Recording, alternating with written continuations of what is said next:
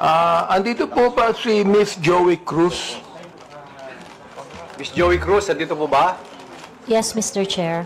Okay, Asan po siya? Asan po siya? Ayan. Oo. Gusto ko lang po alam nyo, sa totoo lang, marami po akong natatanggap na bashing eh. Hindi ko pinapansin. Hindi ko pinapansin yon. Katulad ni Kabayan, hindi ako naiinsulto, hindi ako nababagabag, hindi ko pinapansin, wala namang katotohanan yun eh. Ano? Kaya hindi ko pinapansin yan. Alright. Ngayon, ang gusto ko lang pong sabihin kay Miss Joey Cruz, in one of your blogs in YouTube, you directed this statement sa akin. No? Akin mismo. Unang-una, hindi naman kita kilala. Hindi naman kita kaaway. Wala naman akong ginawang masama sa'yo. Tama ba ako, Mr. Chair? Meron po ba akong ginawang masama sa inyo? There is no personal action. Kaya nga, Mr. Chair, sagutin mo lang ako. Meron po ba akong ginawang masama sa inyo? No meron ba wala? None, Mr. Wala. Wala akong ginawang masama sa inyo, ha? Pinapatunayan nyo yan, ha? Pangalawa, hindi nyo ako kilala. Tama ba, Miss Joey Cruz? You do not know me personally. Correct, Mr. Chair. And Mr. Chair, I do not even know Miss Joey Cruz personally. Am I right? Correct, Mr. Chair. But, you made a statement against me. O ito, babasahin ko ha. O, ang sabi mo, ganito, kung abante, paswelduhan ka ng taxpayer, gago. Tinawag mo akong tinawag mo akong gago. O, bakit? Ba't mo ginawa sa akin yun? Gusto mo ba akong umiyak ngayon sa'yo? Sabihin ko, ba't mo ginawa sa akin yun? Bakit mo ako tinawag na gago? Bakit po, Mr. Chair? Please, yes. Mr. Chair, and I think it is already established that we do not know each other personally. Ano po yung pakilakas nga po? Hello, Mr. Chair? Mr. Chair? Okay. I think it is already established that we do not know each other personally. Therefore, the statement was said based in a not personal way, but it is an observation of my reaction. Mr. Chair, on meron ka pang salita. Your observation is that I'm gago? Is that your observation? This pertains to the public function as I perceive it, Mr. Chair. No, you're public what? Public action, Public Mr. action. Chair. So you mean that is the public that is actually telling me that I'm gago?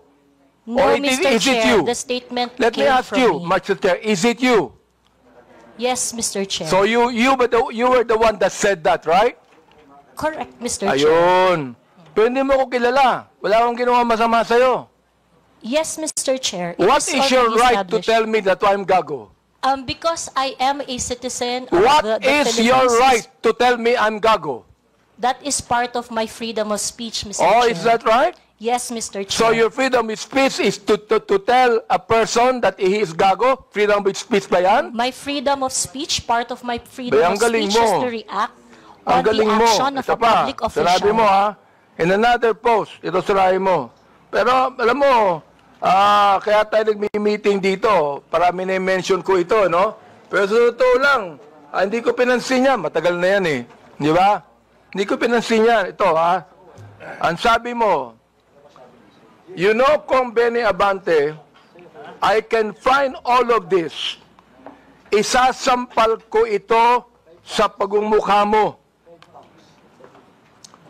Is that still freedom of speech? Mr. Chair, I am not very familiar. Yes on or that no, post. Mr. Chair? Is that still, you think, freedom of speech? When you said, isasampal ko ito sa pagmumukha mo. Mr. Is Chair, that freedom of speech? yes, Mr. Chair. Ganon. Oo. So, ibig sabihin, ganito, if I tell you right now, sasampalin kita freedom of speech yan. That's part of your freedom, Mr. Chair. Pag sinampal kita, hindi na freedom of speech yan. Of course, sir. It's overt Ay, hindi action na. already.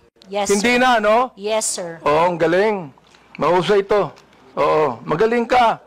Oo. Ang sabi mo, I'm going to be Hindi ko masabi to, Mr. Chair. F-U-C-K-E-D. Prepared.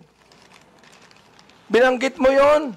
Mr. Chair, Bakit naman? Mr. Chair, Ano may ba I nagawa know kong when kasalanan that post sa'yo? was posted? Mr. Chair? Oh. Mr. Chair, so that I can answer intelligently on the question You of... can, Mr. Chair, may I know you can the date answer of the intelligently, I but cannot what you answer... said here, is that intelligent?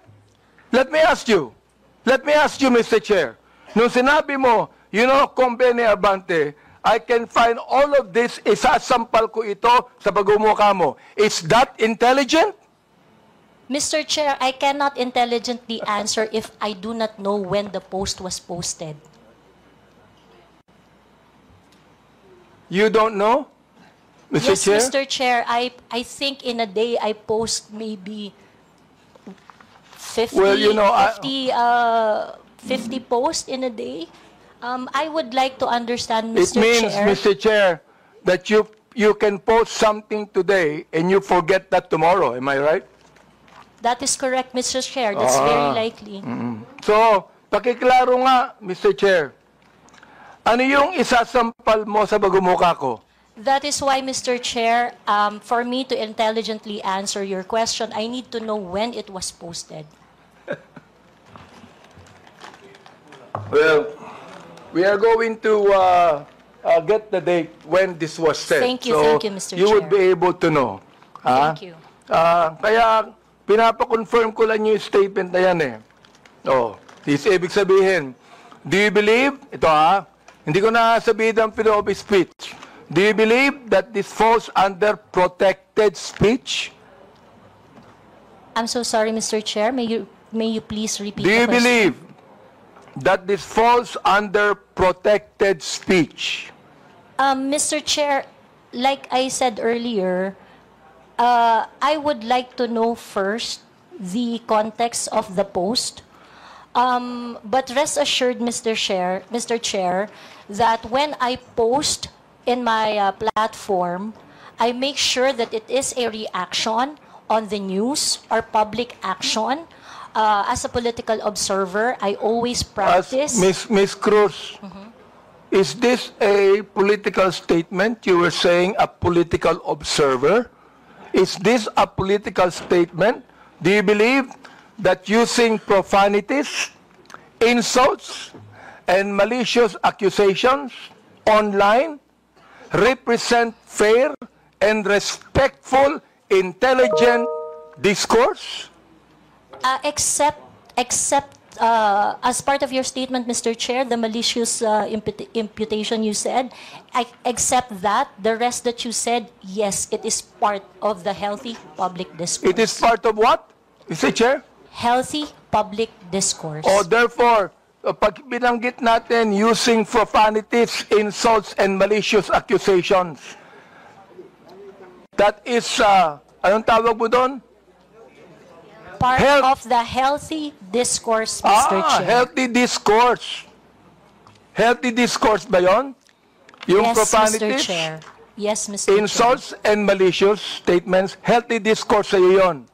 Yes, Mr. And that's Chair. the reason why, Mr. Chair, that we should now actually craft a legislation to put a stop to Ms. Joey Cruz, who seemed to be intelligent, and a woman using profanities, malicious insults, saying it is healthy. Yes, Mr. Chair, I stand by my statement. Everything you said, except the malicious imputation, which I do not do, is part of a healthy public discourse. It is part of my freedom of speech. In fact, it is recognized under the Universal Declaration of Human Rights Act that I It is should be able recognized to where? express my opinion without Ms. interference. Joey Cruz, I am the chairman of the Committee on Human Rights, and this is not recognized. profanities, insults, and malicious words are violation of human rights. You violated my human rights. Mr. Chairman.